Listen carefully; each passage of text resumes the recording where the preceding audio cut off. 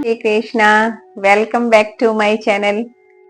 सभी को नवरात्रों की हार्दिक शुभकामनाएं।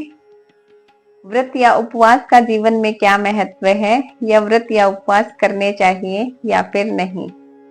देखिए, आध्यात्मिक दृष्टिकोण से व्रत या उपवास का बहुत अधिक महत्व है।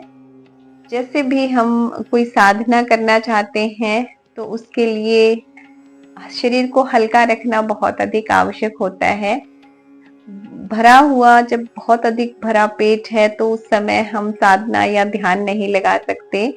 हमें शरीर को हल्का रखने के लिए आहार कम लेना चाहिए।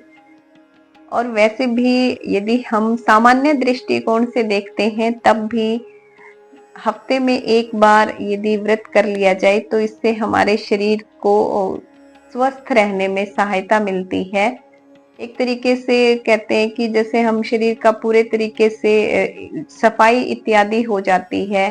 जैसे बहुत यदि हम खाना भरते रहें तो आंतों में चिपक जाता है या फिर हैवीपन शरीर के अंदर आ जाता है। तो इस शरीर को स्वस्थ रखने के लिए, ताकि सही उपयोग हम कर सकें, तब भी व्रत का बहुत अधिक महत्व होता है।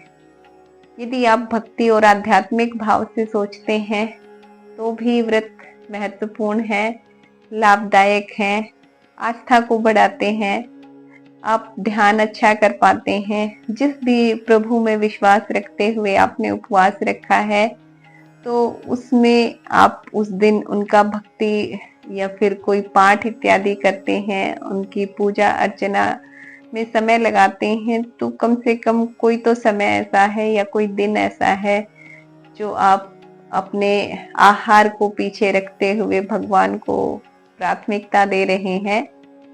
और यदि सामान्य दृष्टिकोण से समझते हैं तब भी इस शरीर को स्वस्थ रखने के लिए हफ्ते में एक बार, या फिर आजकल जैसे इंटरमीडिएट जो फास्ट है, जैसे 12 घंटे या 16 घंटे खाना न खाया जाए। कई बार रात्रि 8 बजे से सुबह 8 बजे तक 12 घंटे का उपवास कर लिया जाता है।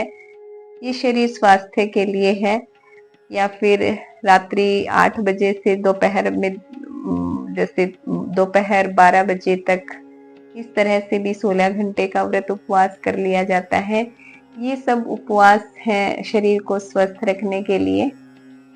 और आध्यात्मिक उपवास की हम बात करें तो जो आहार किसी दिवस, किसी जैसे कोई भी दिन जो आप वीक में चुनते हैं, उस देवता को महत्व देते हैं, तब जो उपवास करते हैं वो आध्यात्मिक दृष्टिकोण से भी महत्वपूर्ण है और शरीर को भी लाभ देता है।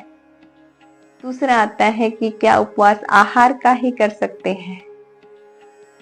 आहार का ही क्यों, उपवास आप अनेक जो जैसे अच्छी निंदा से बचना, ये भी एक उपवास है। कोई दिन ऐसा सेलेक्ट करें कि आप किसी की निंदा न करें। ऐसा यदि आप 24 घंटे भी, एक दिन भी ऐसा सोचते हैं ना, आज मुझे कुछ बुरा नहीं बोलना, या फिर आप सोचते हैं गुस्सा नहीं करना, क्रोध नहीं करना, तो अपनी बुरी आदतों से छुटकारा पाने के लिए भी ये छोटे छोटे नियम उपवास बनाए गए हैं।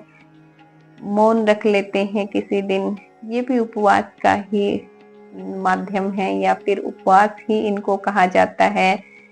कहा भी जाता है कि उपवास सिर्फ आहार का या भोजन का ही क्यों किया जाए, बहुत से अन्य साधन या अन्य ऐसी क्रिया है जिनका आप उपवास कर सकते हैं, जो शरीर मन के लिए हानिकारक है। उनके अनेक दुष्परिणाम हैं। उनसे बचने के लिए आप कुछ घंटे का, दिन का ऐसे उपवास रख सकते हैं।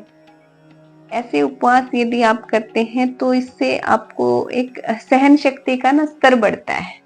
उपवास कोई भी हो, उसके बहुत सारे फायदे होते हैं। कुछ गुप्त फायदे हैं, कुछ लाभ हमें दिखाई दे जाते हैं। जो गुप्त होते हैं उनका भी आपको फल मिलता है। अब जैसे यदि आपने किसी कोई थोड़ा क्रोधी प्रवृत्ति का है, या फिर थोड़ा बहुत क्रोध हम सभी के अंदर होता है, कभी कभी क्रोध उचित भी होता है, लेकिन जो क्रोध होश में ना होकर बेहोशी में, अर्थात अत्यधिक आपको पता ही नहीं है कि आप क्या बोल रहे हैं, उनके भयंकर दुष्परिणाम होते हैं। तो ऐसे जो क्रोधी व्यक्ति हैं, उन्हें अपने आप को नियंत्रित करने के लिए या अपने आप को बैलेंस में लेकर आने के लिए एक दिन का उपवास रखें, या कुछ घंटों से भी आप शुरुआत कर सकते हैं। जैसे मुझे 3 घंटे, चाहे कोई भी स्थिति हो, क्रोध नहीं करना।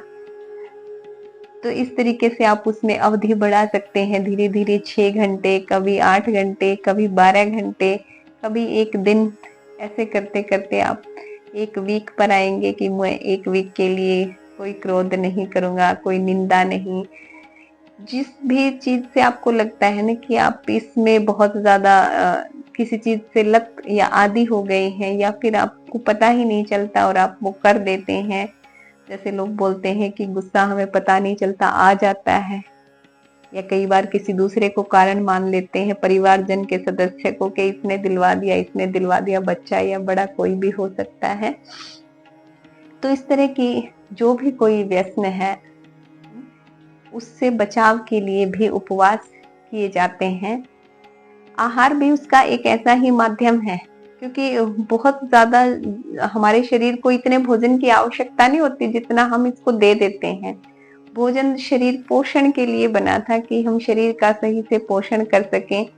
लेकिन क्या हो गया है कि स्वाद, जो जीव का स्वाद है, उसकी तृप्ति करने के लिए, जो कि कभी पूर्ण नहीं होती, मनुष्य की जैसे कामनाएं पूर्ण नहीं होती, ऐसे ही ये स्वाद, जो रस आनंद है, ये कभी पूर्ण नहीं होता। इसकी पूर्णता सिर्फ ईश्वर भक्ति है, संतुष्टि है, शांति है, सहन शक्ति है, विनम्र स्वभाव है। लेकिन ये सब कब आएगा? जब आप कहीं से तो प्रयास आरंभ करेंगे। अब अगर उपवास किसी को आडंबर जैसा लगता है, तो आप आहार का उपवास अपने शरीर के स्वास्थ्य को ध्यान रखने के लिए कर लीजिए। हाँ, कुछ कुरीतियां हमारी, कुछ आडंबर ऐसे हो गए हैं जिन्होंने अधिक मात्रा में लोगों को उनके प्रति सही जागरूकता नहीं है कि उपवास का क्या अर्थ होता है, क्या महत्व होता है। तो ऐसे कुछ लोगों ने बहुत ज्यादा मतलब कंटिन्यूअस उपवास कर लेते हैं आहार इत्यादि का, और साथ में अनेक चीजें और खाद्य पदार्थ खाते रहते हैं, या फिर निंदा बुराई चुगली इत्यादि में लग जाते हैं। तो ऐसे लोगों ने ही शायद कुछ इस तरह की भ्रामक वातावरण या भ्रामक बातें फैला दी हैं, या हम पर उनका प्रभाव आ गया है। हम सोचते हैं कि ये सब भ्रमित करने वाला है या आडंबर से परिपूर्ण है। तो कभी जब इनकी स्थापना हुई थी या जब इनकी स्टार्टिंग हुई थी, तो साइंस की दृष्टि से भी ये सही माने गए थे और आध्यात्मिक दृष्टि से भी।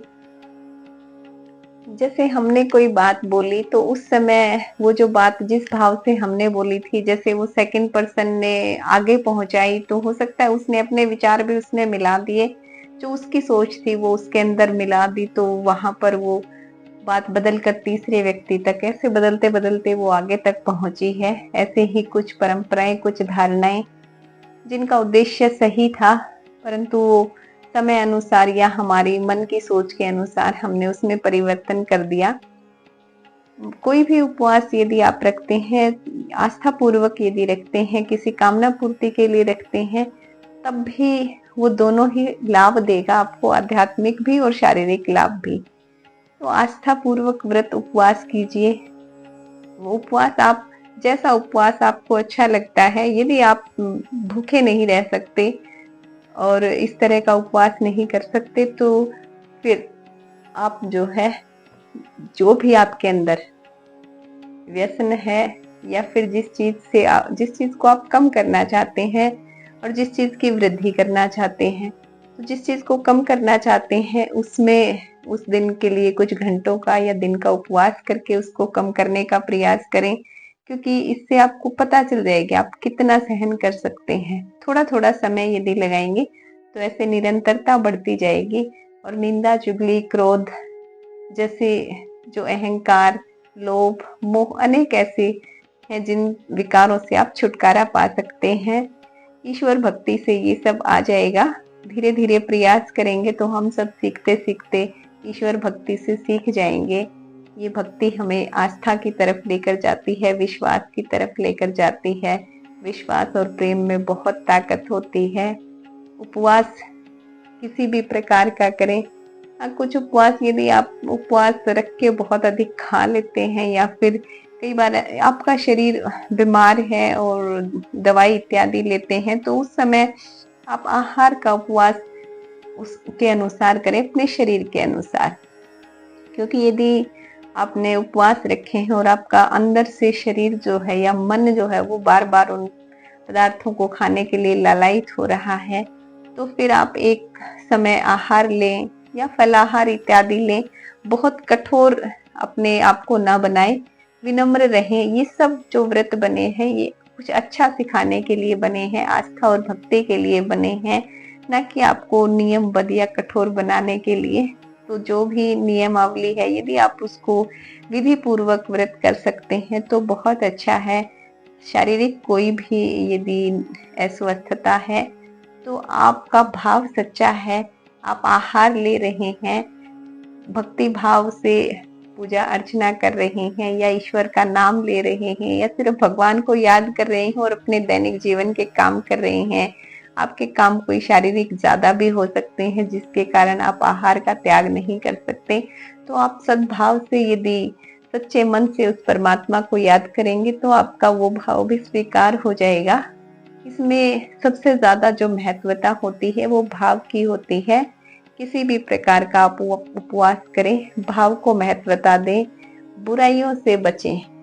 उपवास हर उस चीज से करें जो आपको बुराई की तरफ लेकर जाते हैं और ईश्वर आस्था की तरफ जाएं, परमात्मा में ध्यान लगाएं, भक्ति करें। निरंतर सत्संग साधना सुनने से आपके अंदर भक्ति प्रेम रस आ जाएगा, आपका जीवन आनंदमय हो जाएगा। हम सब आनंदित रहने के लिए ही आए हैं। जीवन को आनंद उल्लास से भरे रखिए। हमारे व्रत त्योहार ये भी हमें कुछ न कुछ नया सिखाने और आनंद देने के लिए ही बने थे। तो आनंद लीजिए, हमेशा खुश रहिए, प्रसन्न रहिए। कमेंट और शेयर करके जय माता दी लिखें। जय श्री कृष्ण।